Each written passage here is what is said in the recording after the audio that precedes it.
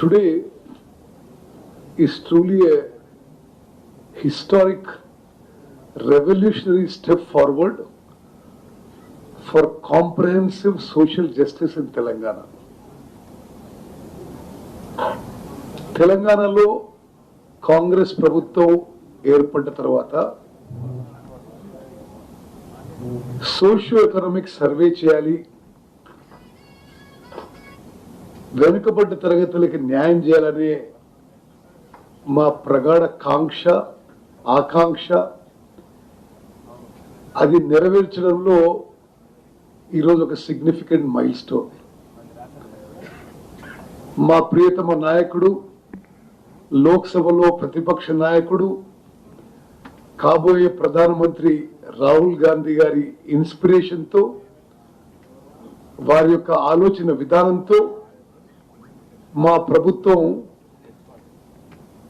BC కులగణన socio economic survey చేపట్టి exactly last year 4th ఫిబ్రవరికి మా క్యాబినెట్ తీర్మానం చేసి, ఆ తర్వాత శాసనసభలో తీర్మానం చేసి, మరి ఈరోజు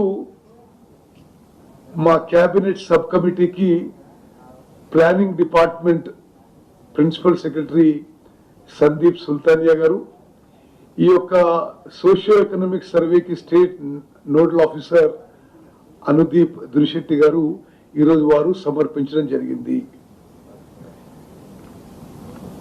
దీని కొంత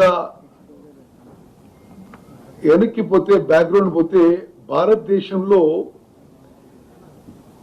చాలా దశాబ్దాలుగా స్వాతంత్రం తర్వాత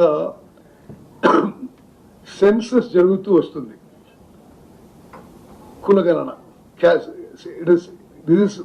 మేము చేసింది caste census. Normal census every decade జరుగుతూ ఉండింది. బట్ ఎక్కడ కూడా accurate, proper, comprehensive social justice కోసము క్యాస్ట్ సెన్సస్ మరి సెన్సస్ లో ఇంక్లూడెడ్ భాగం కాదు. మా ప్రభుత్వం వచ్చిన తర్వాత సమాజంలో అన్ని వర్గాలకి న్యాయం జరగాలని, weakest of the week, poorest of the poor sections కూడా అన్ని విధాలుగా సోషల్, ఎకనామిక్, పొలిటికల్, ఎడ్యుకేషనల్ అన్ని రంగాల్లో న్యాయం జరగాలని చెప్పి అక్యురేట్ డేటా కోసం ఇదొక గొప్ప ఎక్సర్సైజ్ మేము ప్రారంభించడం జరిగింది. స్వతంత్ర భారతదేశంలో ఇంత పెద్ద socio economic survey, socio economic caste survey మరొక రాష్ట్రంలో కానీ దేశంలో ఏనాడు జరగలేదని చెప్పి నేను మనవి చేస్తున్నాను.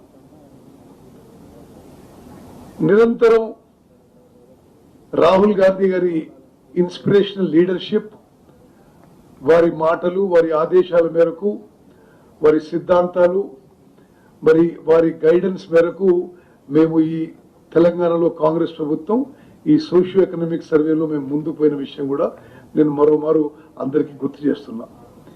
ఈ ఎక్సర్సైజ్ లో మరి ఫిబ్రవరి